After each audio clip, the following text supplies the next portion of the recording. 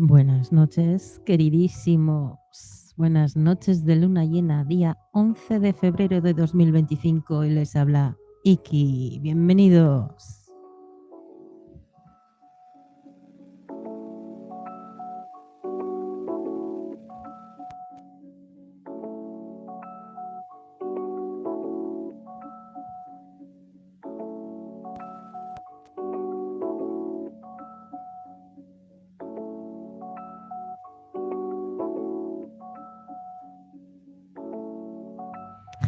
Relájense, pónganse cómodos, siéntense en los cojines, cójanse una bebida de su gusto, que comenzamos enseguida. Hoy va a estar muy interesante. Cosecha y barbecho y en luna llena.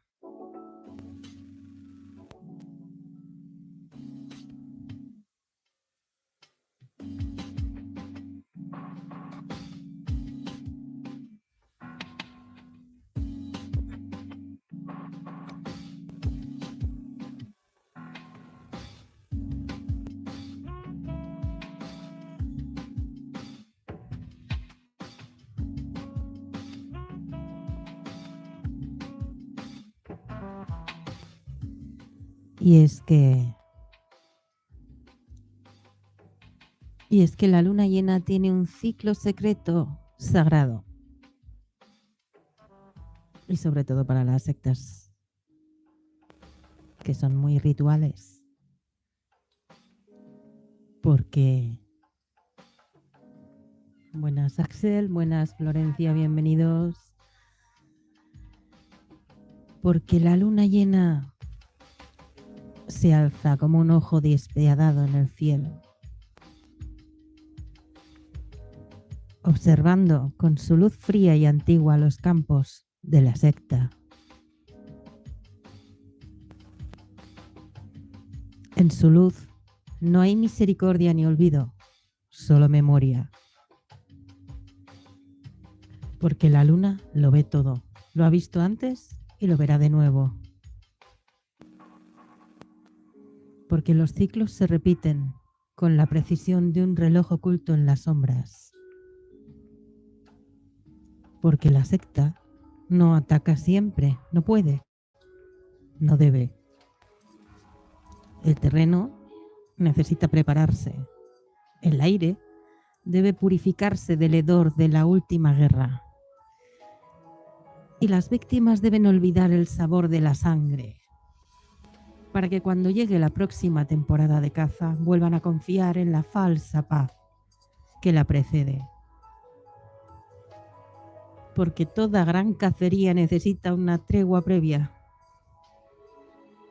un momento de barbecho en el que la tierra cicatrice, en el que la presa recupere las fuerzas suficientes para ser atrapada de nuevo. Y así, bajo la luna llena, el juego se renueva. Los depredadores se esconden en las sombras. Susurran conciliación. Tejen alianzas frágiles con los restos de antiguos enemigos, sabiendo que pronto volverán a desgarrarse mutuamente. No es paz, no. No es tregua. Es solo el letargo antes del frenesí. Los nuevos incautos entran confiados en la tierra supuestamente pacificada, ajenos a los gritos que quedaron enterrados en la última cosecha. No han visto el festín anterior, no saben que están caminando sobre cenizas todavía calientes. Los más antiguos sí, ellos lo saben, lo intuyen. Han aprendido a leer el silencio, a identificar los espacios vacíos, donde antes hubo gritos, a notar la ausencia de sangre como un vacío inquietante. Porque cuando la secta calla, algo peor se avecina. Pero el ciclo debe seguir su curso. Los graneros deben llenarse de nuevo. Los nombres de las víctimas deben renovarse. Las miradas deben dirigirse hacia otros rostros y los cuchillos, antes ensangrentados, ahora deben ocultarse hasta la próxima luna de cosecha. Esta noche, en el reflejo de la luna sobre las aguas gélidas, hablaremos de ello. Porque lo que parece espontáneo no lo es. Porque el descanso no es paz, sino estrategia. Porque en la secta todo lo que crece demasiado alto será segado. Y todo lo que sobrevive demasiado tiempo será quemado para nutrir el suelo de la próxima temporada de horror. Y así, bajo la luna llena, la cosecha se repite una y otra vez.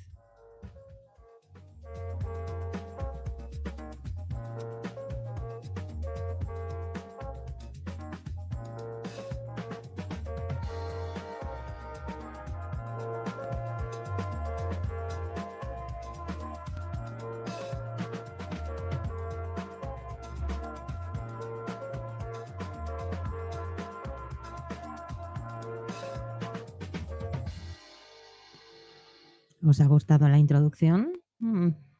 Pues es muy adecuada, un poco artística. Bien, es cierto, me he permitido la licencia, pero es muy acertada, muy adecuada. Y ahora sí vamos al tema. Cosecha y barbecho. ¿A qué me refiero?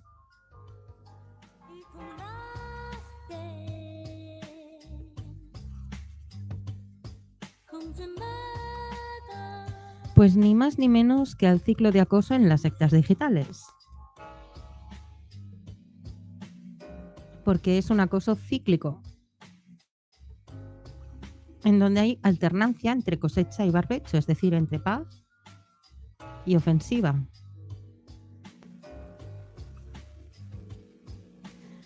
El eterno retorno del conflicto. ¿Cómo sobreviven las sectas digitales? A través de la alternancia entre violencia y tregua. Pues mediante la ilusión de la paz en un ciclo de destrucción. A simple vista, una secta digital puede parecer un espacio impredecible y caótico, donde los conflictos estallan sin razón aparente. Sin embargo, su estructura de funcionamiento no es aleatoria, sino cíclica. Los ataques organizados, las guerras de bandos y los periodos de calma no ocurren al azar, sino que forman parte de un sistema de autoperpetuación. Este sistema opera en dos fases principales.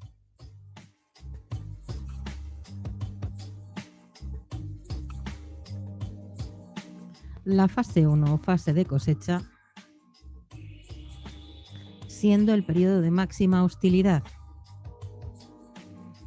Durante esta etapa los acosadores se activan y todo el ecosistema sectario se reorganiza en función de la agresión. Se producen campañas de acoso, raids coordinados contra víctimas específicas, exposiciones humillantes y batallas entre bandos rivales. es la guerra. Y luego está el barbecho. Tras un periodo de intensa actividad destructiva, la secta entra en un estado de aparente calma. Las hostilidades cesan temporalmente, no porque los acosadores se hayan reformado o agotado, sino porque necesitan recuperar fuerzas y garantizar la estabilidad del grupo. Las dinámicas de violencia grupal rara vez son continuas. Para sostener un sistema de agresión prolongado, el grupo necesita alternar periodos de ataque con fases de aparente calma, que permitan la regeneración de su estructura interna.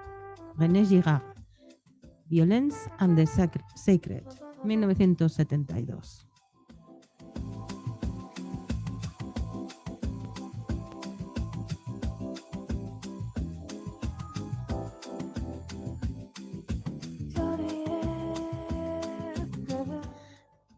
Exploraremos ahora cómo las sectas digitales estructuran su violencia en ciclos de cosecha y barbecho. Por qué la tregua no es una verdadera paz, sino una estrategia para mantener vivo al sistema. Y cómo este proceso permite atraer nuevas víctimas y evitar la desintegración del grupo. Cosecha. El periodo de máxima hostilidad. ¿Qué caracteriza esta fase?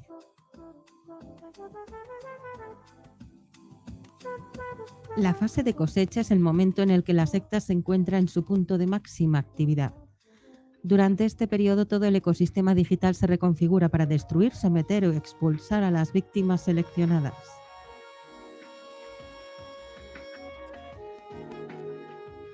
Cuando un grupo coercitivo entra en una fase de agresión activa, el conflicto deja de ser una simple confrontación individual. Se convierte en una estructura social donde la violencia ya no es un accidente, sino un mecanismo de cohesión del grupo. Margaret Teller Singer, Cults in Our Midst, 1995.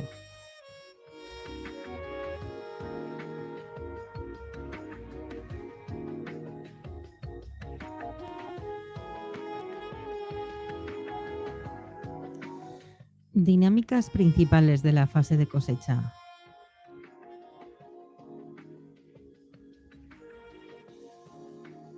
Campañas de acoso masivo. Se organizan ataques coordinados en redes sociales, foros y chats. Se generan memes, vídeos de difamación y campañas de desprestigio contra individuos seleccionados. Exposiciones y raids. Se publican capturas de pantalla, conversaciones privadas y material recopilado de la víctima para humillarla públicamente. Reorganización de la estructura de la secta. La guerra reconfigura el equilibrio de poder interno. Los miembros más agresivos aumentan su estatus dentro del grupo, mientras que los débiles o indecisos son presionados para elegir un bando. También hay ataques legales y técnicos. Hay denuncias, intentos de cierre de canales, golpes contra la infraestructura digital del enemigo.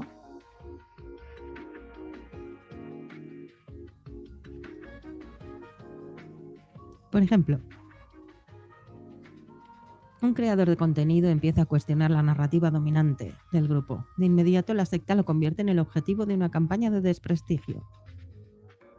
Se inician ataques, burlas y montajes para ridiculizarlo hasta que abandone la plataforma o quede completamente desacreditado. El barbecho. La trampa de la falsa paz. ¿Por qué la secta necesita periodos de calma?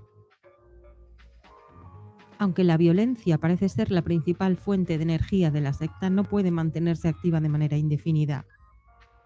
Si el acoso es constante y extremo, el grupo se desgasta. Los miembros abandonan por agotamiento y el ecosistema colapsa. Por eso, tras cada gran batalla, la secta entra en un periodo de barbecho, una tregua calculada diseñada para garantizar su supervivencia a largo plazo.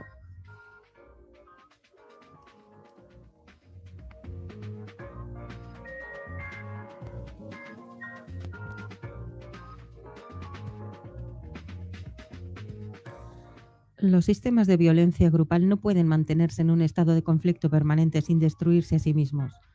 Para sostenerse necesitan ciclos de reestructuración y regeneración. Erving Goffman, Frame Analysis, 1974. ¿Qué sucede durante esta fase? El ecosistema digital se estabiliza. Se detienen los ataques abiertos y se simula una normalidad que invita a la reincorporación de miembros agotados. Se atrae a nuevos participantes. La ausencia de conflictos evidentes hace que nuevos usuarios se acerquen sin sospechar la verdadera naturaleza del grupo. Las víctimas bajan la guardia. Quienes han sido atacados comienzan a publicar contenido con mayor confianza, creyendo que el peligro ha pasado. El contenido pacífico florece. Los miembros que antes participaban en el acoso ahora crean contenido neutral o creativo, generando material que luego será usado en la siguiente fase de cosecha.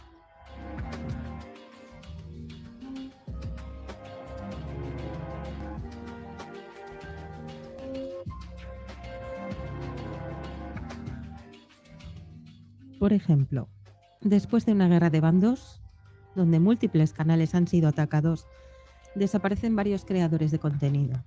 Durante los meses siguientes, los canales supervivientes entran en una fase de reconstrucción, donde el ambiente parece pacífico y los nuevos espectadores no ven indicios de conflicto. ¿Es esta una paz real? No. El barbecho no es una reconciliación genuina, sino una fase de recuperación estratégica. La violencia no ha desaparecido, solo está en pausa, acumulando energía para la siguiente cosecha.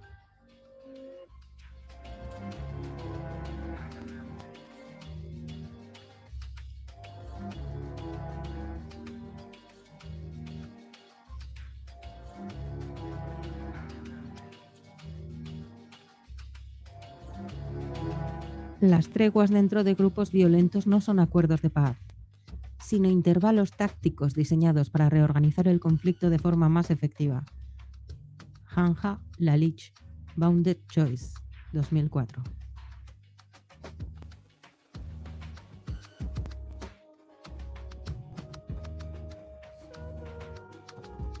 ¿Cómo la falsa paz asegura la supervivencia de la secta?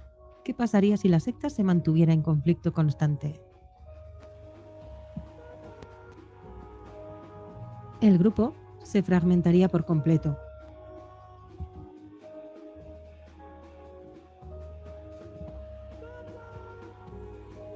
Los miembros más débiles se retirarían sin posibilidad de recuperación. El ecosistema colapsaría, sin contenido que alimente el siguiente ciclo de violencia. Por eso, la fase de barbecho no solo es un descanso, sino un método necesario de regeneración estructural.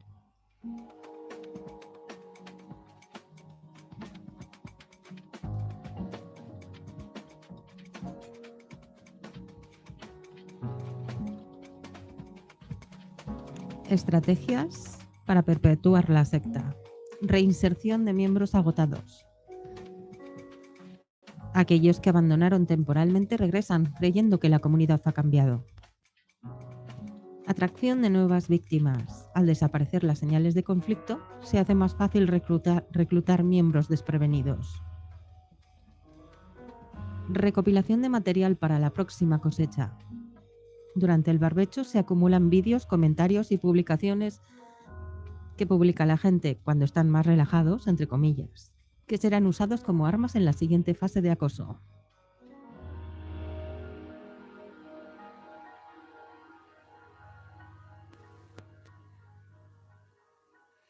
Conclusión. El ciclo sin fin. Las sectas digitales operan en ciclos de agresión y tregua, garantizando su supervivencia a largo plazo. El barbecho no es una paz genuina, sino una estrategia para recuperar fuerzas y atraer nuevas víctimas. El contenido generado en la falsa paz será utilizado en la próxima cosecha como material de ataque.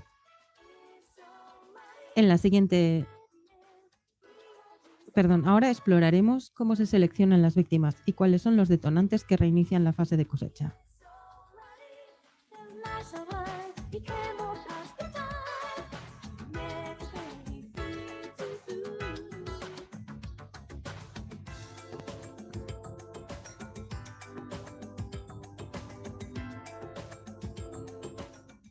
De la falsa paz a la nueva guerra. El reinicio del ciclo. ¿Cómo y cuándo se reactiva la cosecha?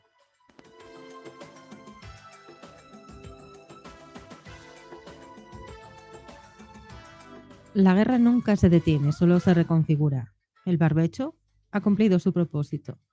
Durante un tiempo, la secta digital ha simulado estabilidad, ha permitido que nuevos miembros se integren sin sospechas, ha dejado que las víctimas publiquen contenido con confianza y ha recopilado material para futuras confrontaciones, pero la paz nunca es real.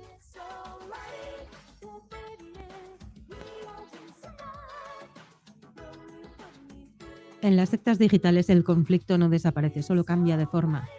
Lo que parece un periodo de calma no es más que el silencio previo a la tormenta. Los grupos de agresión sistemática no funcionan sin un enemigo. Si el conflicto desaparece, la estructura pierde sentido. Por eso, la violencia siempre se reconfigura para adaptarse a nuevas circunstancias. René Girard, Things Hidden Since the Foundation of the World, 1978.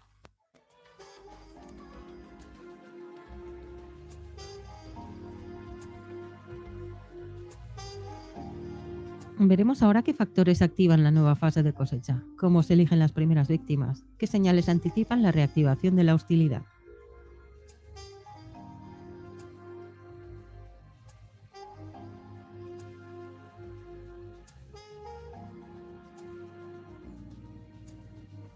Factores que reactivan la cosecha. ¿Qué hace que la secta decida volver a la agresión abierta?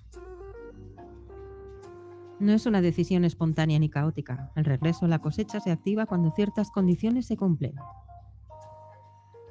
El conflicto en grupos coercitivos no es aleatorio. Se reactiva cuando el sistema necesita reorganizarse, cuando surgen nuevas amenazas internas o cuando la estructura empieza a perder cohesión.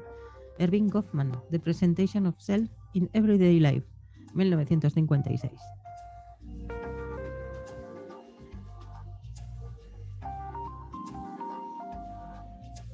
Condiciones para el reinicio del ciclo de acoso. La estructura de la secta se ha debilitado. Si durante la fase de barbecho ha habido pérdida de miembros clave, el grupo necesita reafirmar su poder con una nueva campaña de agresión. Los ataques a una víctima en común refuerzan la cohesión interna y reactivan el sentido de pertenencia. Una figura dentro de la secta ha ganado demasiada influencia. Si un miembro comienza a acumular demasiado poder o carisma, puede ser visto como una amenaza por los líderes de la secta. La cosecha se reactivará con campañas de desprestigio internas para evitar que esa persona gane demasiado control.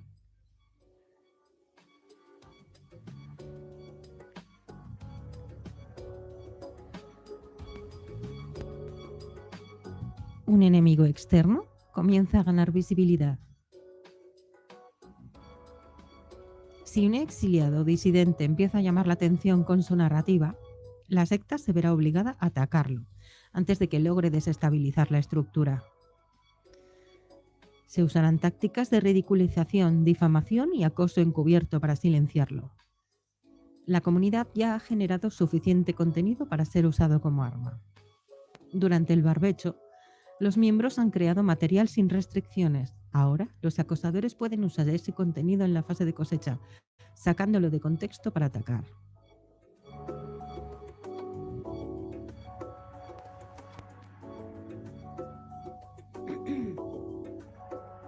Por ejemplo, un creador de contenido, estos son ejemplos hipotéticos, para que se entienda el concepto. Un creador de contenido ha crecido demasiado y empieza a atraer a espectadores que no forman parte de la secta. Como su presencia pone en peligro la narrativa del grupo, se inicia una campaña de desprestigio para desacreditarlo antes de que su influencia se expanda.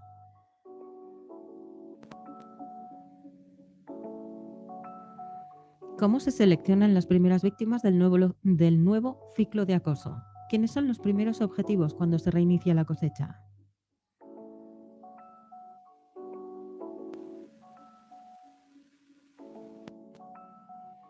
Los principales candidatos para ser atacados en la nueva fase de cosecha serían, una cita clave: la selección de víctimas en entornos sectarios no es arbitraria. Se elige a quienes representan una amenaza para la estructura del grupo, a quienes pueden ser usados como chivos expiatorios para redirigir la tensión interna. Anja Lalich, Bounded Choice. Decíamos, los principales candidatos podrían ser 1. Exmiembros que han ganado popularidad fuera de la secta. Si alguien que fue parte de la comunidad ahora tiene un canal de crecimiento independiente, la secta lo verá como un enemigo. Se intentará desacreditar a esa persona con campañas de desprestigio y manipulaciones narrativas. 2. Nuevos miembros ingenuos que han sido demasiado visibles. Si un usuario nuevo ha llamado demasiado la atención, ha participado activamente en la comunidad durante el barbecho, es una presa fácil para la cosecha. Se recopilará toda la información que haya de esa persona, capturas, clips, audios, vídeos de lo que ha dicho o ha hecho para atacarlo más tarde.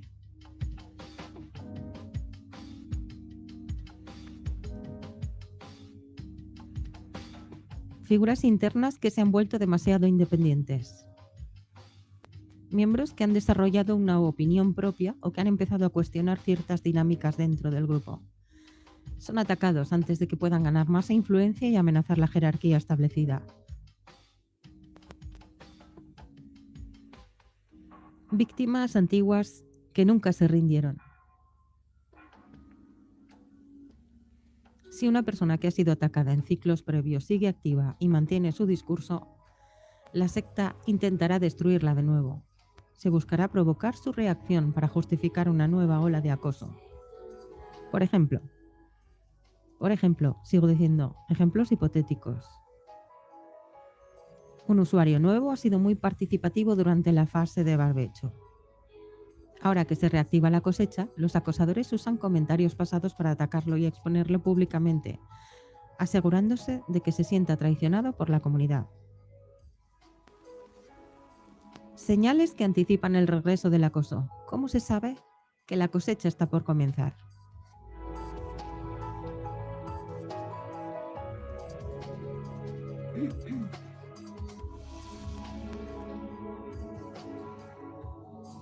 Cambios en el tono de las interacciones. Durante el barbecho el ambiente es relativamente pacífico. Pero cuando la cosecha está cerca empiezan a aparecer comentarios más agresivos en chats y publicaciones. Se introducen burlas sutiles, mensajes ambiguos y provocaciones calculadas para medir la reacción de las víctimas potenciales. Se reactivan los trolls de la secta, trolls legendarios, cuentas que han estado inactivas durante mucho tiempo o algún tiempo o ausentes, comienzan a aparecer nuevamente. Estos trolls inician pequeños ataques de prueba para ver quién responde, para hacer tanteos, para ver quién está más vulnerable.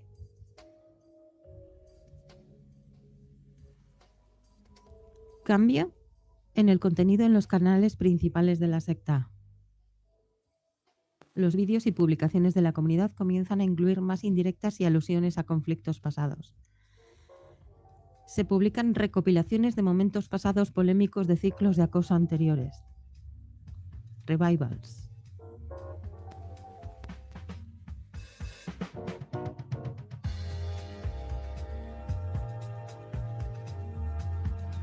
Se reactiva el espionaje y la recopilación de información. Aparecen infiltrados en chats y redes sociales para documentar posibles errores o debilidades de las futuras víctimas. Se recupera material de archivos pasados para usarlo como arma. Por ejemplo, un usuario nota que empiezan a aparecer comentarios pasivo-agresivos en vídeos o publicaciones. Aunque parezcan inofensivos, son el primer indicio de que la fase de cosecha está por comenzar. La ilusión de equilibrio se rompe. La fase de cosecha se reactiva cuando la secta necesita reorganizarse o atacar nuevas amenazas. Las primeras víctimas suelen ser exmiembros influyentes, nuevos participantes ingenuos o figuras internas que han ganado demasiada autonomía. Las señales de que el ciclo está por reiniciarse incluyen cambios en el tono de la comunidad, reaparición de trolls y reactivación del espionaje interno. Ahora exploraremos cómo la violencia escala en la fase avanzada de la cosecha y cómo la secta utiliza a sus propios miembros como armas contra sus objetivos.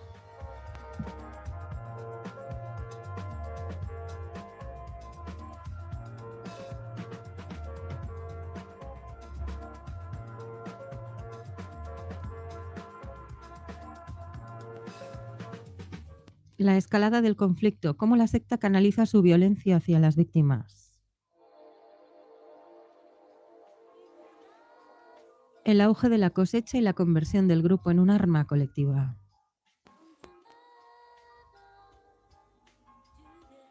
Cuando la comunidad se convierte en una máquina de destrucción.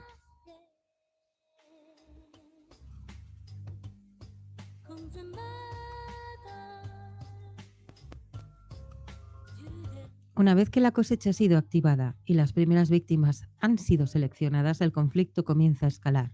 Lo que antes eran indirectas, burlas o insinuaciones, se convierten en acoso abierto, ataques coordinados y hostigamiento constante.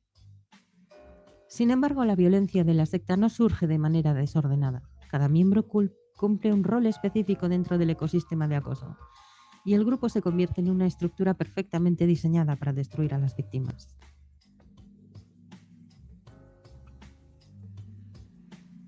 El acoso grupal no es un simple conjunto de individuos atacando a otro, es un sistema estructurado donde cada participante juega un papel dentro de un esquema de agresión diseñado para ser lo más destructivo posible.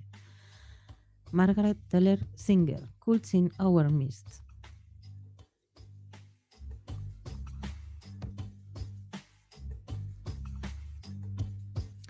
Exploraremos ahora cómo la violencia escala hasta alcanzar su punto máximo, cómo la secta utiliza a sus propios miembros como herramientas de ataque, qué roles desempeñan los distintos tipos de agresores dentro de la dinámica del grupo, cómo la secta justifica la violencia para evitar que sus miembros cuestionen lo que está pasando. La intensificación del acoso, cómo aumenta la presión sobre la víctima.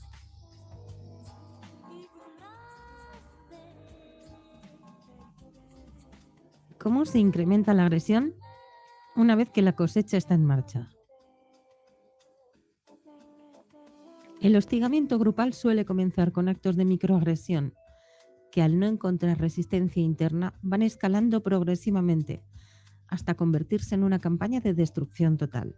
Elliot Aronson, de Social Animal. Aumenta la frecuencia y la agresividad de los ataques. Si al principio los insultos y burlas eran esporádicos, ahora son constantes. Los acosadores dejan comentarios en cada publicación de las víctimas. Las mencionan en distintos espacios y crean contenido exclusivo para atacarlas.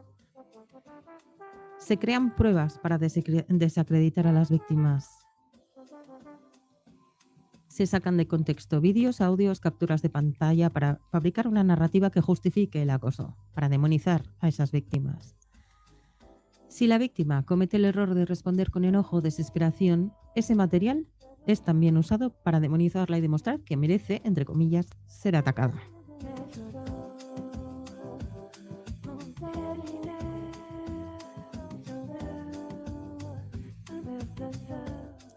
Involucramiento del entorno de la víctima.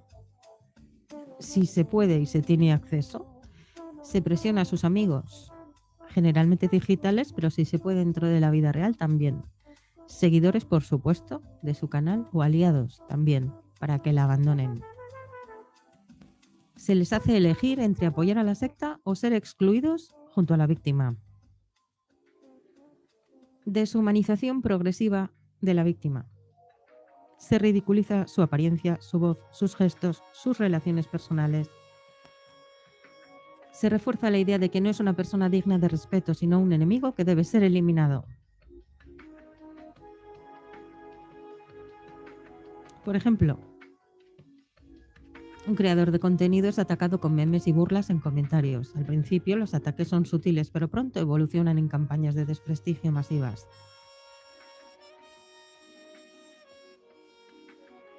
Los roles dentro del acoso. Cómo la secta transforma a sus miembros en herramientas de ataque. Cada miembro de la secta cumple un rol específico dentro de la estructura de acoso. No todos atacan de la misma manera, pero cada uno es fundamental para sostener la violencia colectiva. El acoso grupal funciona porque se distribuyen roles específicos. No todos los participantes son agresores directos, pero todos contribuyen a la dinámica de violencia de alguna forma. Philip Zimbardo, de Lucifer Effect. Tipos de miembros dentro de la secta activos durante la cosecha. Los psicópatas, la cúpula de la violencia, son los verdaderos líderes del grupo, generalmente en la sombra, quienes deciden cuándo se inicia la cosecha y quiénes serán las víctimas. No suelen participar en los ataques directos, pero manipulan a otros para que los hagan. Crean narrativas falsas para justificar el acoso. Los trolls narcisistas, los ejecutores del acoso, son los principales agresores visibles. Publican insultos, fabrican memes, hacen vídeos de burla y participan en raids contra la víctima.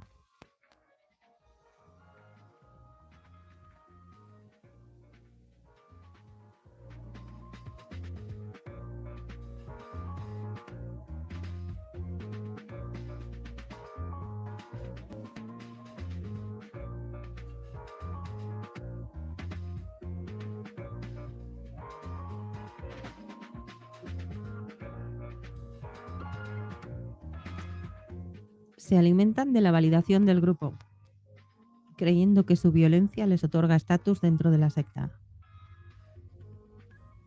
La figura maternal falsa, la justificadora del acoso. Presenta el acoso como un acto de justicia o corrección moral. Usa un lenguaje condescendiente para disfrazar la agresión como una respuesta legítima. Busca manipular emocionalmente a las víctimas para que se sientan culpables por ser atacadas. Los espectadores pasivos, los facilitadores del sistema. No atacan directamente, pero validan la violencia con su silencio. Se ríen en los comentarios, dan me gusta a los ataques, pero evitan ensuciarse las manos. Son fundamentales para que la violencia tenga peso, porque su complicidad social legitima los ataques. Por ejemplo, un troll crea un vídeo humillante sobre una víctima. La falsa madre lo defiende diciendo que es humor, que no es para tanto, o crítica legítima. El resto del grupo lo comparte sin cuestionar nada.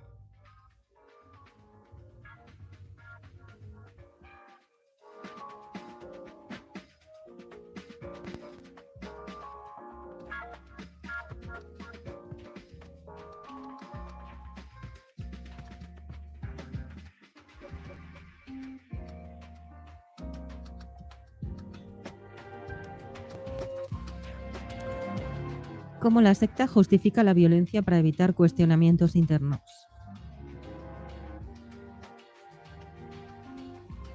Para que la cosecha funcione, la secta necesita convencer a sus miembros de que lo que están haciendo es justo y necesario.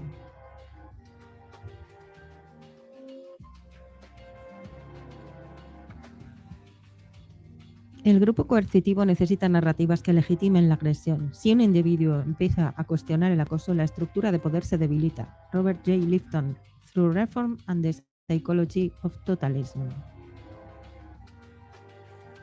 Principales estrategias para justificar el acoso. La víctima se lo buscó. Se repite constantemente que la víctima provocó el ataque con su actitud. Se distorsionan sus palabras o acciones para que parezcan ofensivas o peligrosas. No es acoso, es justicia, entre comillas. Se presenta la agresión como una corrección moral necesaria. Se usa lenguaje justiciero. Merece un escarmiento. Hay que exponer la verdad. Hay que exponer a esta persona. Mira cómo es esta persona. Es un peligro para la comunidad. Es un peligro para la sociedad. Su familia debe conocer cómo es. Minimización del daño. Se ridiculiza cualquier queja de la víctima, asegurando que exagera o que no es para tanto. Se fomenta la insensibilización, haciendo que la violencia parezca normal. Por ejemplo, un usuario empieza a sentirse incómodo en los ataques, pero la secta lo convence de que no es acoso, es karma. Si aún tiene dudas, es atacado hasta que se somete o abandona el grupo. Conclusión de esta parte, la conversión del grupo en una máquina de acoso. Puntos clave. El acoso se identifica progresivamente pasando de indirectas a campañas de hostigamiento total. Cada miembro de la secta tiene un rol activo dentro del sistema de agresión. La violencia es justificada con narrativas falsas que evitan que los participantes la cuestionen.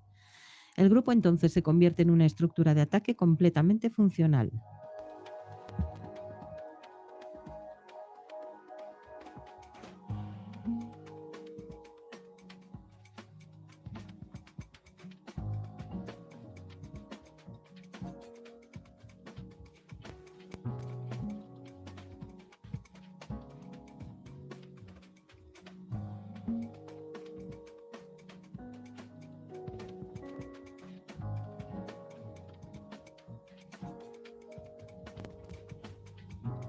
Pero ¿qué ocurre cuando encuentran un hueso duro de roer? Cuando la víctima no se quiebra. ¿Cómo reacciona la secta ante una presa que resiste? La intensificación del acoso y las estrategias finales para forzar la sumisión. Cuando la violencia no es suficiente.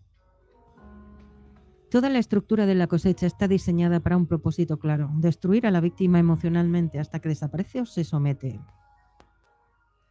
Sin embargo, no todas las víctimas reaccionan de la misma manera. Algunas se quiebran rápido, otras intentan negociar su permanencia en el grupo, y unas pocas resisten completamente negando a ser destruidas.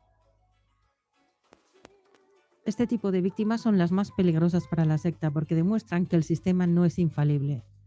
Si alguien puede sobrevivir a la violencia y seguir existiendo fuera del control del grupo, significa que otros también podrían hacerlo. Los sistemas coercitivos no pueden permitirse la existencia de individuos que desafíen su poder. Si alguien logra resistir la presión del grupo, representa una amenaza estructural que debe ser eliminada a toda costa. Robert J. Lifton, Through Reform and the Psychology of Totalism.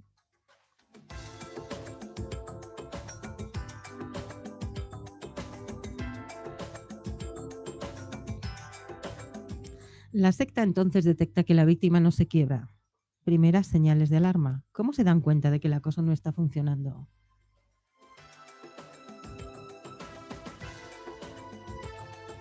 Cuando el objetivo del hostigamiento no responde con el sufrimiento esperado, el agresor experimenta frustración y escalada de violencia. La falta de reacción anula el propósito del ataque y obliga a modificar la estrategia. Elliot Aronson, de Social Animal.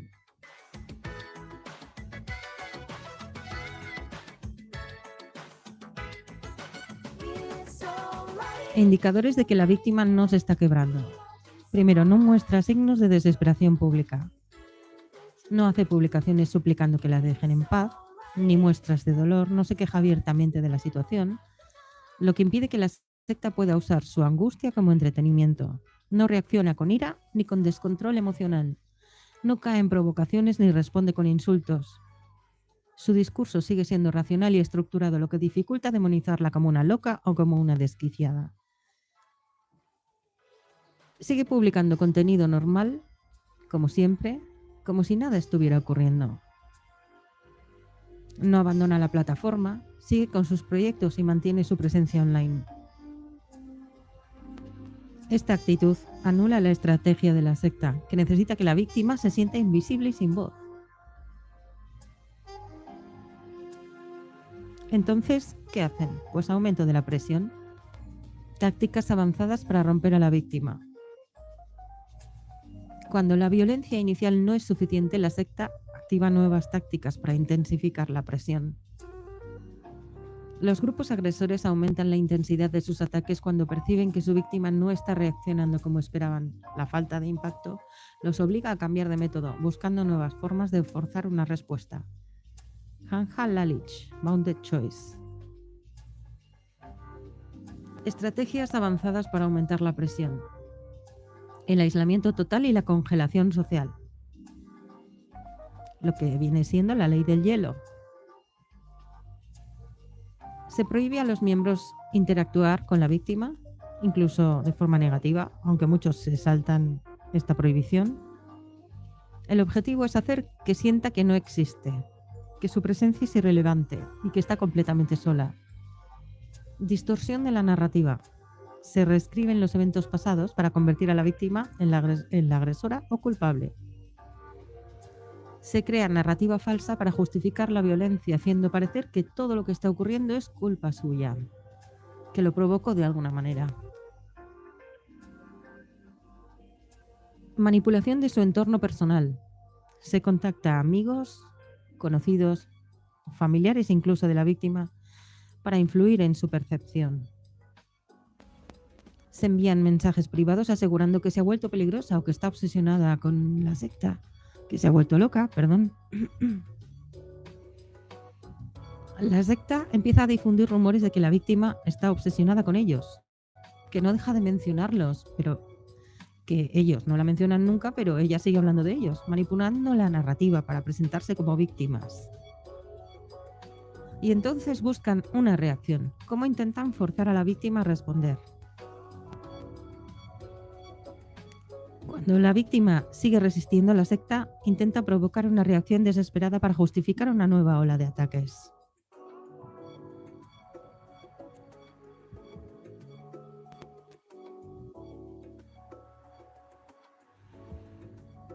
Cuando una víctima no responde a la agresión inicial, el grupo acosador intensifica las provocaciones buscando cualquier respuesta que les permita reiniciar el ciclo de hostigamiento. Naomi Eisenberger, The Neuroscience of Social Pain.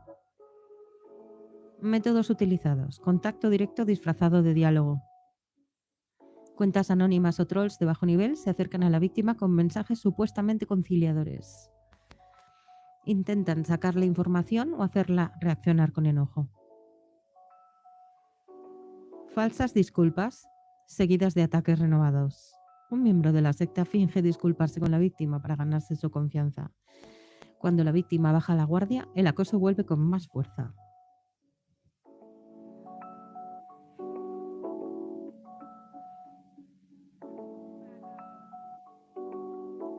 Creación de eventos falsos para vincularla con conflictos inexistentes. Se hacen montajes, se manipulan pruebas, se tergiversan comentarios pasados para acusarla de cosas que nunca hizo. El objetivo es hacer que se sienta obligada a defenderse, lo que la vuelve a colocar en el foco del acoso. Por ejemplo, se publica un vídeo asegurando que nadie la está atacando, pero ella sigue obsesionada con nosotros. Eso provoca que la víctima quiera responder, lo que reaviva el conflicto. ¿Y qué ocurre si la víctima aún así sigue resistiendo? Si la víctima sigue sin ceder, la secta entra en su fase final de ataque o en algunos casos abandona la caza. En muy pocos.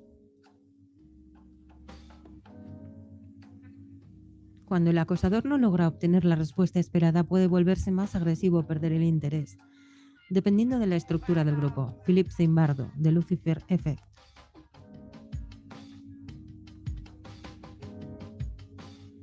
Y aquí hay varios posibles desenlaces. Escalada total hasta el punto de ruptura. Se lanza una campaña de desprestigio masiva con todos los recursos disponibles. Se involucran figuras de mayor influencia dentro de la secta para ejercer más presión mediática todavía. O se desvía el conflicto a una nueva víctima más fácil. Dejan a esta para luego. Dejan a la difícil para luego. Si la resistencia de la víctima demuestra que el acoso no es efectivo, la secta busca otro objetivo más vulnerable, más fácil de atacar. O, en el último caso y más improbable, abandonan progresivamente el acoso. Si la víctima logra ignorar completamente los ataques sin perder relevancia, la secta deja de atacarla por completo. Entonces, ¿qué podemos concluir en esta parte? Pues que la resistencia es la estrategia a seguir. La resistencia pasiva. Porque la secta no tolera víctimas que resisten, porque demuestran que el sistema no es infalible. Si el ataque inicial no funciona, el acoso se intensifica con nuevas estrategias. Si la víctima sigue sin reaccionar, la secta puede desviarse hacia otra presa, o incluso, en algunos casos, abandonar la caza.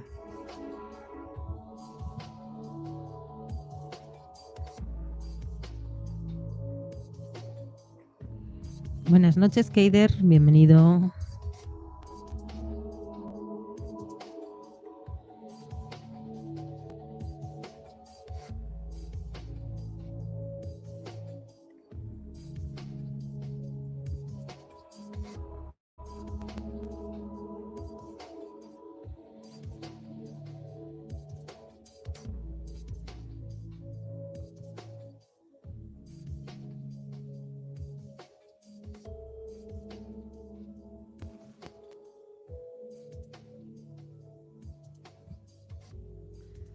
La fractura interna, cuando la secta se desgasta por su propio acoso.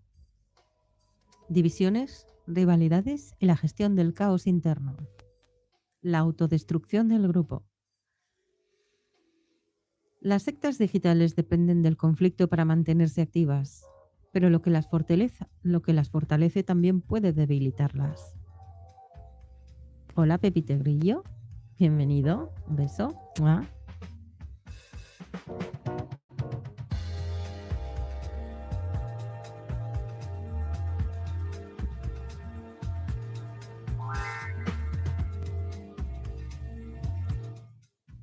Como decíamos, lo que las fortalece también puede debilitarlas. La agresión constante, la paranoia interna y la necesidad de buscar siempre un enemigo terminan generando tensiones dentro del mismo grupo. Los grupos coercitivos sobreviven mediante la hostilidad hacia un enemigo común. Pero cuando la agresión se prolonga demasiado, inevitablemente se vuelve hacia adentro. La violencia que los une es también la que los destruye. Hanja Lalich, Bounded Choice. El desgaste interno. ¿Cuándo y por qué empiezan las fracturas? ¿Cuánto tiempo puede sostenerse la secta en un estado de hostilidad extremo?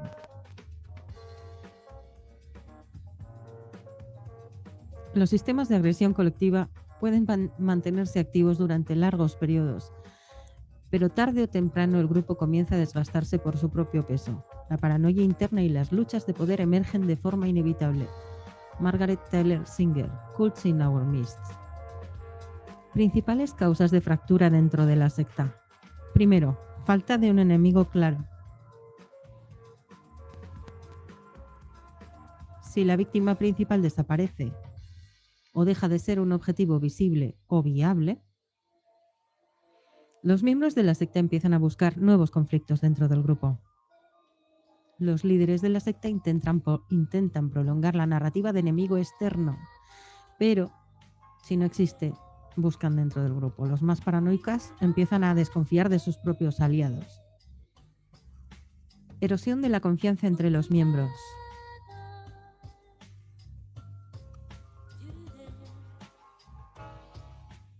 Con el tiempo, los participantes más activos comienzan a sospechar unos de otros. Se acusa a algunos de traidores, infiltrados, de dobles agentes. Se pelean entre ellos.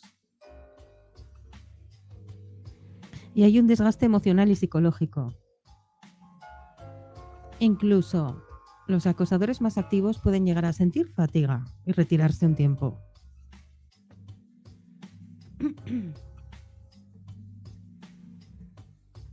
Después de meses de ataques intensos, por ejemplo, los miembros más paranoicos comienzan a señalarse entre ellos, acusándose de no ser lo suficientemente leales o estar filtrando información. La guerra de bandos, cómo la secta se divide contra sí misma.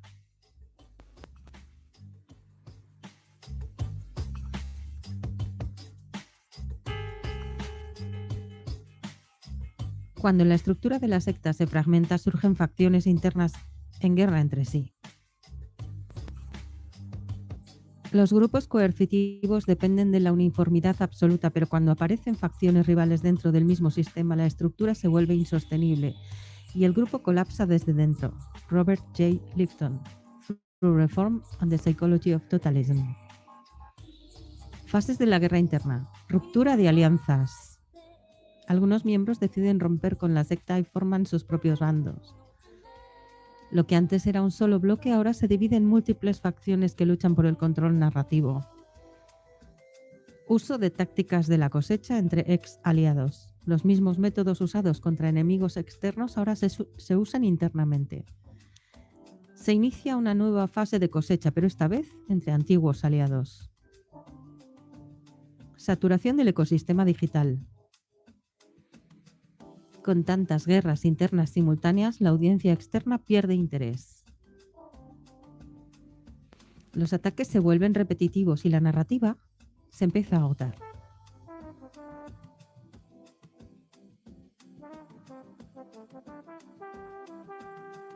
Estrategias utilizadas por los líderes para sofocar las fracturas.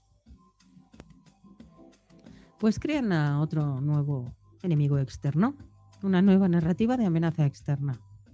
Se inventa un nuevo enemigo para desviar la atención de los conflictos internos. Se reactiva el odio contra una figura externa para unificar el grupo. O se expulsa a esos miembros rebeldes. Se elige a una facción como chivo expiatorio y se le acusa de traición. Se refuerza la idea de que solo los verdaderos leales pueden quedarse. O intentan reformular la secta, un rebranding. Si el grupo se ha desgastado demasiado, los líderes intentan renovarlo con una nueva imagen, con un nuevo discurso. Cambian de canal estrella, quiero decir. Se introducen nuevas narrativas para atraer a más seguidores. Un líder de la secta cambia repentinamente su discurso, asegurando que ya no quiere conflictos, mientras sus seguidores más agresivos siguen atacando en su nombre. ¿Y qué pasa después? El declive de la secta, cuando ya no pueden sostenerse.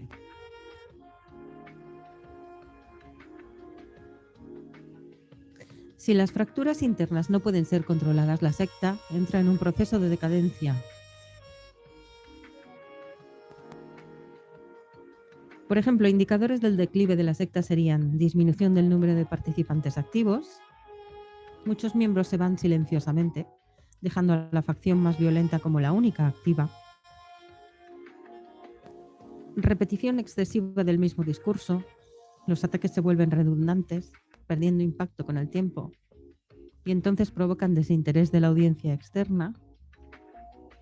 Con el desgaste del grupo, la audiencia general deja de prestar atención, entonces sin espectadores la secta pierde su razón de existir.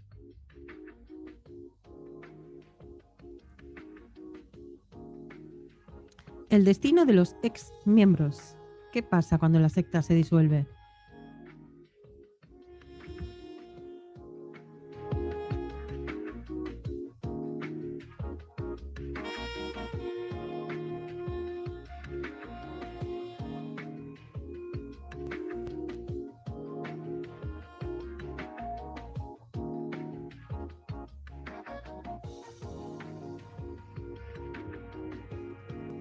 La reconstrucción de la imagen, el exilio y la creación de nuevas estructuras. Cuando la secta ya no existe, ¿qué queda? Cuando una secta digital colapsa, sus ex miembros enfrentan un dilema. Han pasado meses o años formando parte de una comunidad basada en la agresión, el conflicto y la manipulación grupal. Ahora que el grupo se ha disuelto, tienen que decidir qué hacer con su identidad pública. El fin de un grupo coercitivo no significa el fin de sus dinámicas. Muchos ex miembros intentarán reconstruirse, pero otros simplemente replicarán las mismas estructuras en otro entorno. Hanja Lalich, Take Back Your Life. La reconstrucción de la imagen, ex miembros que buscan redención. No todos los ex miembros quieren seguir en la dinámica del conflicto. Algunos intentan limpiar su imagen y alejarse del pasado. Por ejemplo, niegan su participación activa, aseguran que solo observaban, que nunca atacaron a nadie directamente, intentan desvincularse de las figuras más polémicas de la secta. O cambian radicalmente de discurso, comienzan a criticar las mismas dinámicas en las que antes participaban activamente. Se presentan como despiertos o arrepentidos. Adoptan un nuevo rol de autoridad moral. Se reinventan como críticos de la cultura del acoso sin mencionar que antes lo practicaban. Buscan aliados en comunidades opuestas para asegurarse una nueva base de apoyo.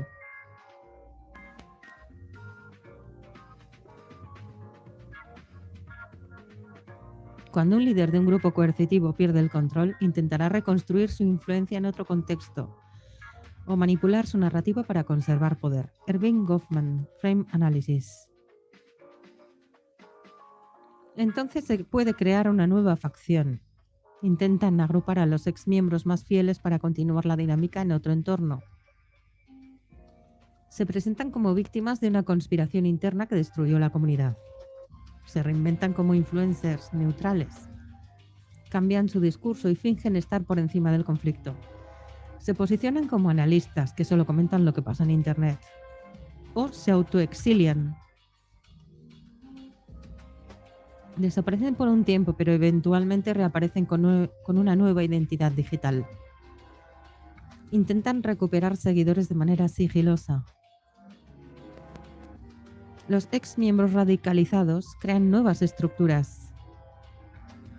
Algunos ex miembros no buscan redención ni reinvención, simplemente trasladan la secta a otro lugar.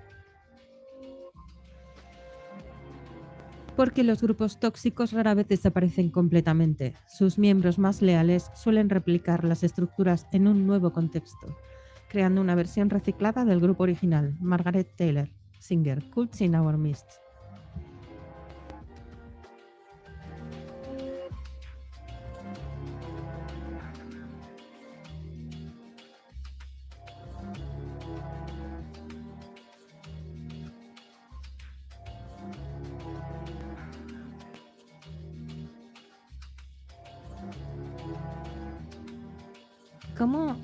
¿Cómo se forman nuevas comunidades, nuevas sectas, digitales tras la disolución de una anterior?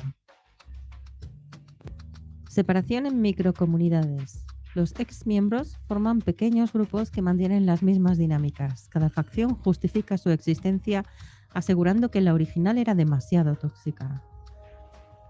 Rebranding con nueva temática.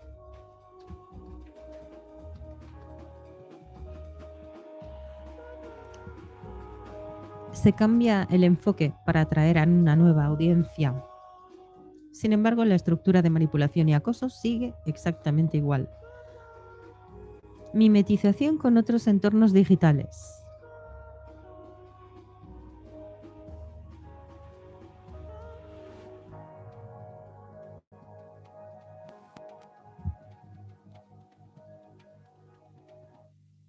Oh, ¿qué me estás diciendo? ¿Que se para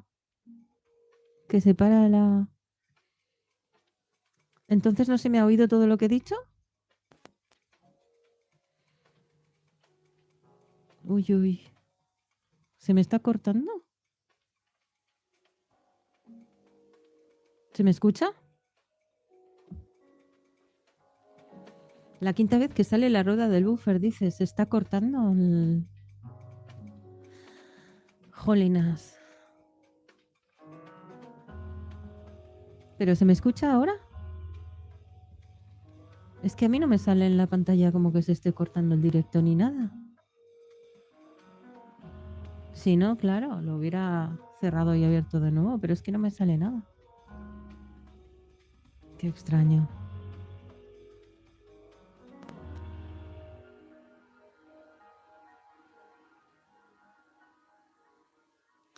Bueno, continúo. Si eso me avisáis.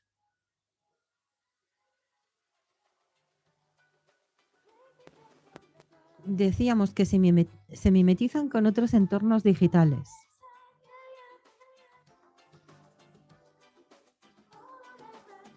¿Ha vuelto a pasar después de que me lo has dicho?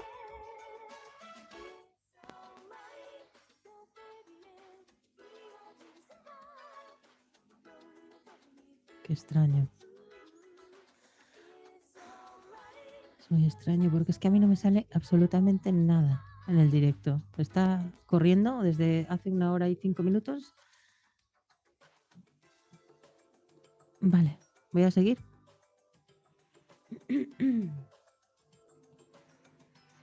Bueno, decíamos que se mimetizan en otros entornos digitales, ¿no? Se infiltran en otras comunidades adaptando su comportamiento para no ser detectados. Con el tiempo intentan dominar la narrativa en esos espacios donde se han infiltrado.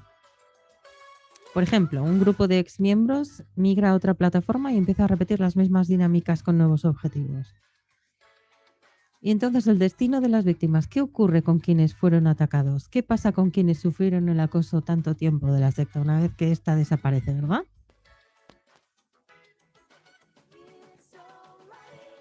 Pues según Naomi Eisenberg en The Neuroscience of Social Pain, las víctimas de acoso grupal no siempre encuentran justicia cuando el grupo se disuelve. Muchas quedan marcadas por la experiencia, mientras que los agresores simplemente se reinventan.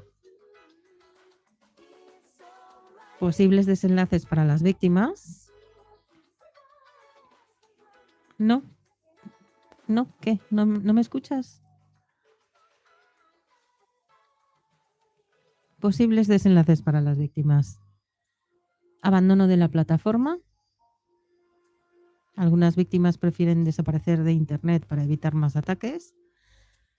Reconstruyen su espacio digital, intentan recuperar su audiencia y seguir con su contenido. O algunas exponen a la secta caída. Algunas víctimas dedican su tiempo a documentar lo que ocurrió, asegurando que los responsables no puedan reintegrarse sin consecuencias.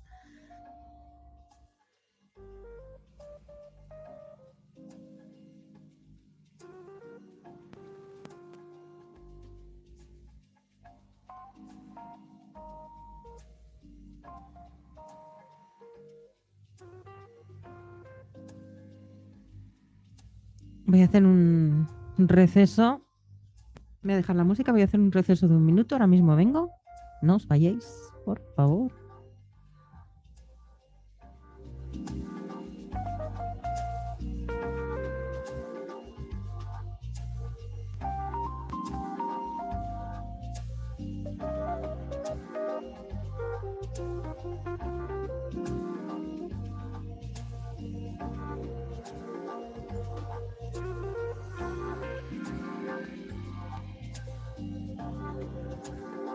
Bueno, ¿a quién tenemos por aquí?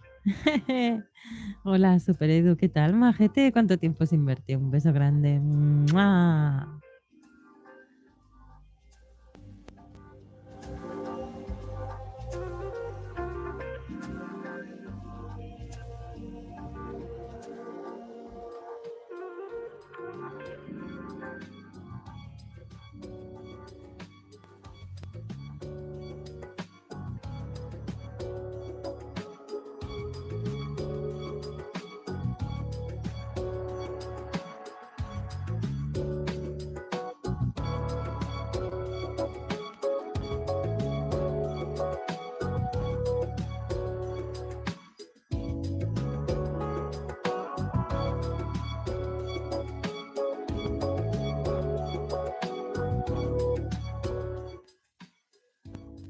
Pues bien, poco a poco mejor.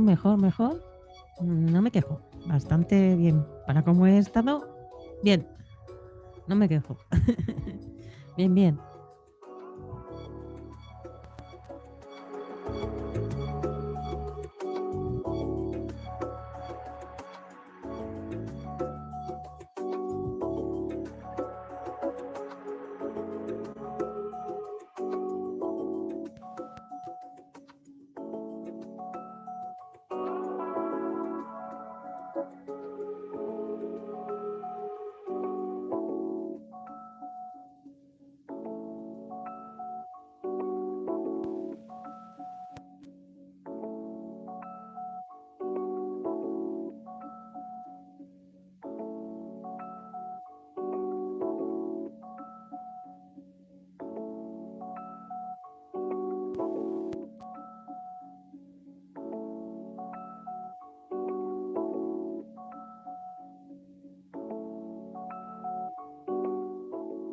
Bueno, continuamos con el destino de los ex miembros y la ley del hielo, el castigo, la reinvención y la fragmentación. La exclusión como herramienta de control y reciclaje del conflicto. Sí, hoy me ha quedado más bonito que los anteriores. Creo que hay que poner menos cosas porque los últimos tenían demasiadas cosas y no estaban bien del todo, no se veían bien. Hoy sí, hoy me gusta mucho, la verdad que sí.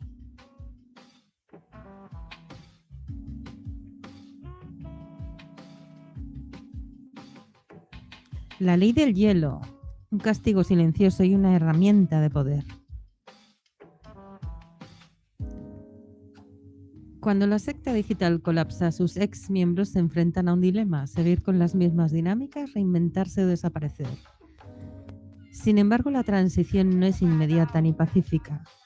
Durante y después de la caída del grupo, la ley del hielo se convierte en la herramienta clave para controlar el discurso y redefinir quién tiene permitido existir en el nuevo ecosistema digital.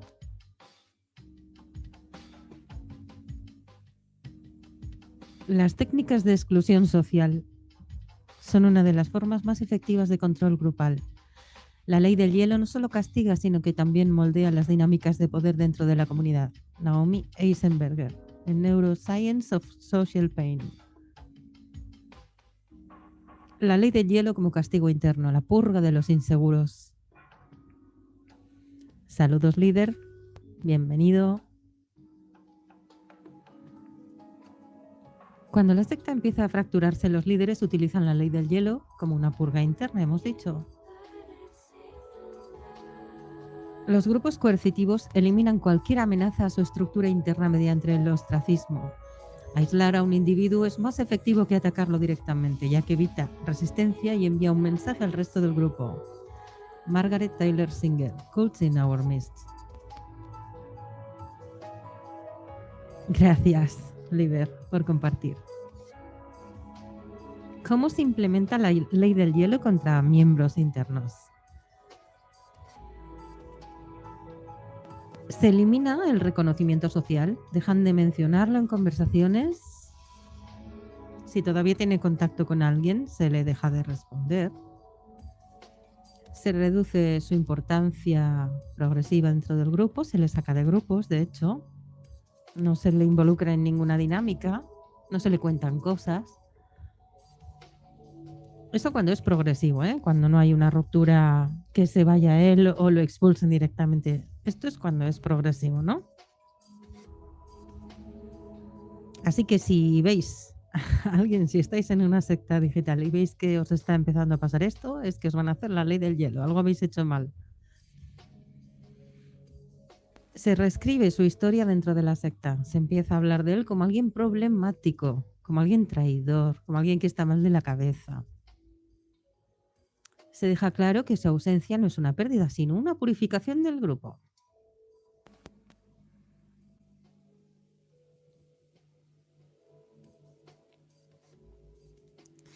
Y es que además es una manera de atacar muy limpia, porque no se mancha uno las manos, ¿verdad?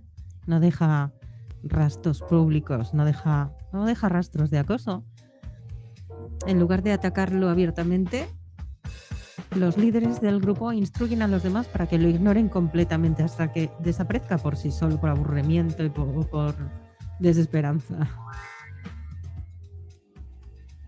La ley del hielo y la fragmentación de la secta cuando el castigo se vuelve en su contra. Si se aplica indiscriminadamente, la ley del hielo puede acelerar la desintegración del grupo en lugar de reforzarlo. Las tácticas de exclusión extrema pueden fortalecer un grupo en el corto plazo, pero a largo plazo generan una estructura basada en la paranoia y el miedo a ser el próximo en ser eliminado. Erving Goffman, Frame Analysis. ¿Cómo la ley del hielo contribuye a la caída del grupo? Expulsión masiva de miembros moderados. Con el tiempo, cada vez más miembros empiezan a ser excluidos. La facción más agresiva se queda sola, perdiendo a los seguidores menos radicalizados. Se crean nuevas facciones. Algunos excluidos pueden unirse y formar un grupo rival. Se inicia una guerra de narrativa entre la secta original y la nueva secta de los ex miembros desterrados. Se destruye la credibilidad de los líderes. Si demasiados miembros claves son eliminados, el liderazgo de la secta se vuelve insostenible. La comunidad pierde interés en un grupo que ya no tiene figuras relevantes.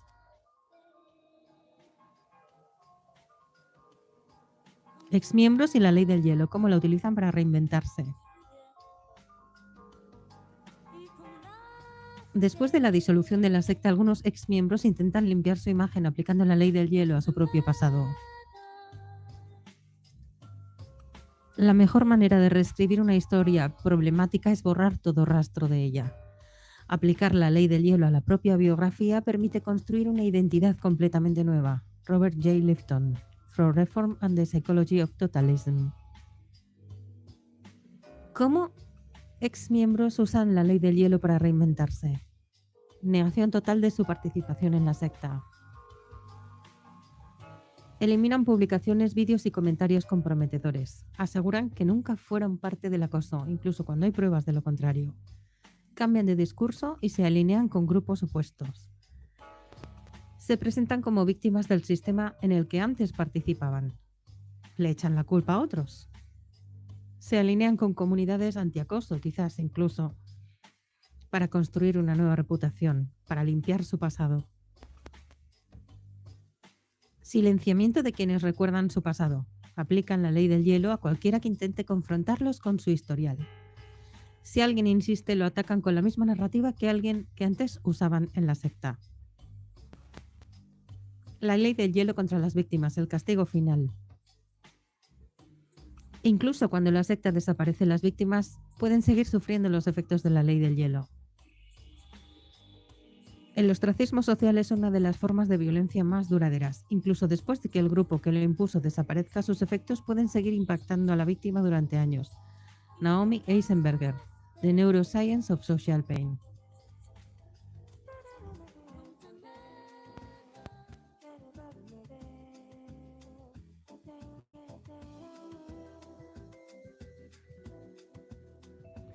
¿Cómo la ley del hielo puede seguir afectando a las víctimas incluso después de la caída de la secta? Pues, por ejemplo, pérdida de su comunidad digital. Después de tanta batalla, tanta guerra, sus antiguos seguidores ya no interactúan con su contenido. O quizás ya YouTube le ha puesto en shadow banning. Aunque la secta haya desaparecido, el daño a su reputación persiste. Hay un bloqueo en la difusión de su narrativa. A pesar de que ahora podría hablar libremente, ya no tiene audiencia. Otros creadores evitan mencionarla por miedo a ser asociados con la controversia. Se le imposibilita entonces reconstruirse en el mismo espacio. Su nombre sigue siendo un tabú dentro del ecosistema digital en el que fue atacada. Muchos prefieren ignorarla para no verse involucrados en su historia.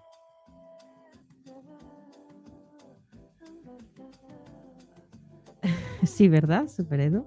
Le va niquelao, ¿a que sí?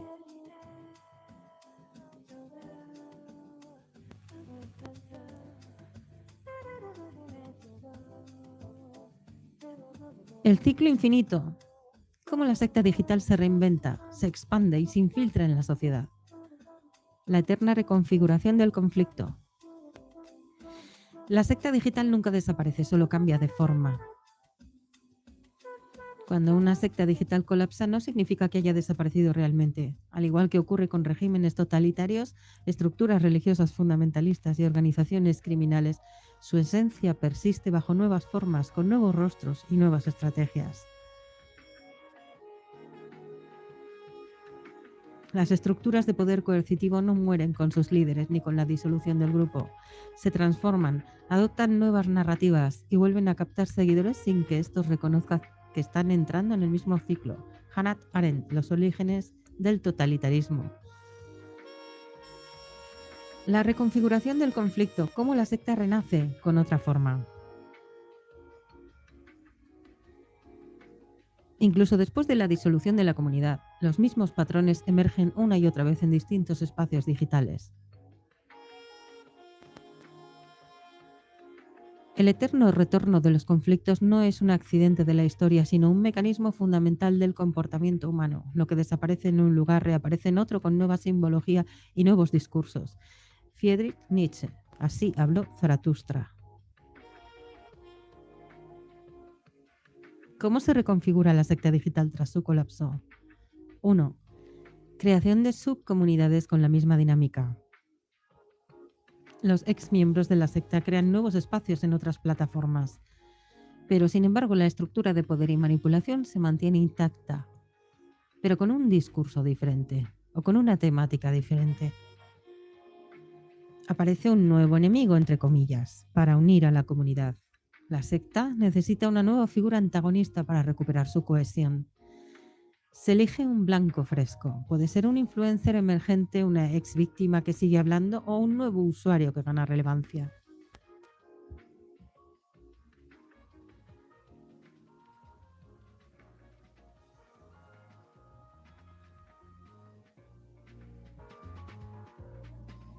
Se reescribe la narrativa para atraer a nuevos seguidores. Se ajusta el discurso para hacerlo más atractivo para audiencias distintas. Se elimina la historia de acoso pasado y se presentan como víctimas de injusticias del sistema. Un grupo de acosadores, por ejemplo, de una plataforma desaparece tras múltiples denuncias, pero meses después aparece en una nueva comunidad con dinámicas idénticas, atacando a una nueva víctima bajo un discurso renovado. La secta digital como reflejo de patrones sociales mayores. Las dinámicas de las sectas digitales no son fenómenos exclusivos de Internet. Son una manifestación de estructuras de control que han existido a lo largo de la historia. Los sistemas totalitarios, las sectas religiosas y los grupos de acoso funcionan bajo las mismas premisas: control absoluto del discurso, manipulación del pensamiento grupal y destrucción sistemática de cualquier forma de disidencia. Zygmunt Bauman, Modernidad líquida.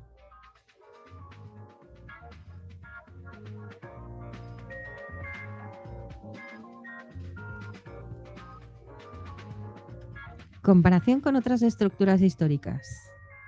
Por ejemplo, paranoia y purgas internas en regímenes totalitarios. Al igual que en las sectas digitales, los regímenes totalitarios recurren a la exclusión y a la purga de enemigos internos para mantener la cohesión del grupo. Cualquiera que cuestione la narrativa oficial es tratado como traidor y eliminado del sistema. Por ejemplo, en la caza de brujas, en las sociedades teocráticas. En la Edad Media y la época de los juicios de Salem, la acusación de herejía o brujería servía para reforzar el poder del grupo dominante. En las sectas digitales, las acusaciones de enemigo de la comunidad cumplen el mismo propósito. La manipulación de masas en los medios de comunicación. La desinformación, la demonización de figuras públicas y la polarización social son estrategias que se replican tanto en la política como en las sectas digitales. La verdadera historia de un sistema coercitivo no es su permanencia, sino su capacidad de replicarse en nuevas generaciones sin que sus víctimas sean conscientes de ello. Noam Chomsky, Manufacturing Consent. ¿Cómo la secta digital se expande a nuevos entornos? Infiltración en comunidades neutrales. Ex miembros de la secta comienzan a participar en foros y grupos ajenos, intentando influenciar a otros sin revelar su historial. Poco a poco imponen dinámicas de control y manipulación dentro de esas nuevas comunidades. Transformación de nuevos movimientos sociales. Los grupos de acoso se disfrazan bajo causas legítimas para atraer simpatizantes, por ejemplo, veganismo, animalismo, etc. Se apropian de discursos de justicia social, cultura pop o activismo para ganar credibilidad.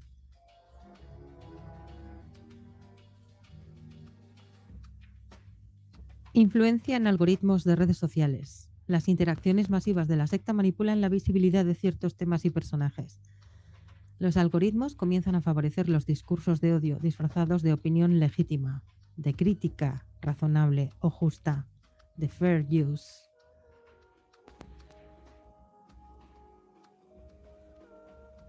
La manipulación más efectiva no es la que se impone, sino la que se presenta como la única alternativa racional. Aldous Huxley, Un mundo feliz.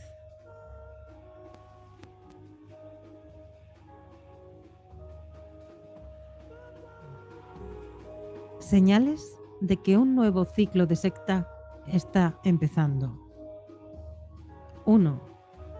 Creación de un enemigo común. Cualquier comunidad que basa su cohesión en el odio hacia una persona o grupo específico es un entorno peligroso. 2. Narrativa de justicia que justifica la agresión.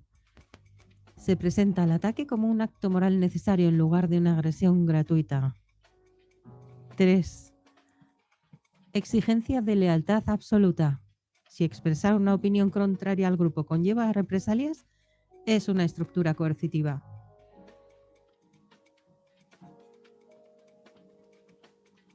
Por ejemplo, un nuevo grupo de debate empieza a ganar tracción, pero poco a poco impone reglas de pensamiento único, demonizando cualquier perspectiva contraria. En conclusión, la secta no muere, se transforma. Las sectas digitales no desaparecen, solo cambian de forma y narrativa. Sus dinámicas reflejan patrones históricos de control y manipulación social. Incluso después de su colapso, sus miembros pueden infiltrarse en otros espacios y repetir el ciclo. Y la única defensa que tenemos es la educación y la capacidad de identificar esos patrones antes de ser absorbidos.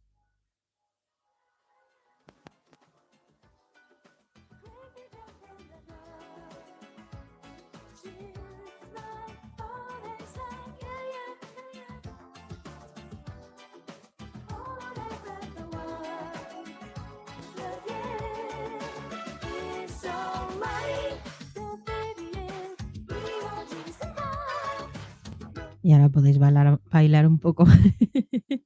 O por lo menos yo lo hago yo, pero no me veis, ¿eh? Ah.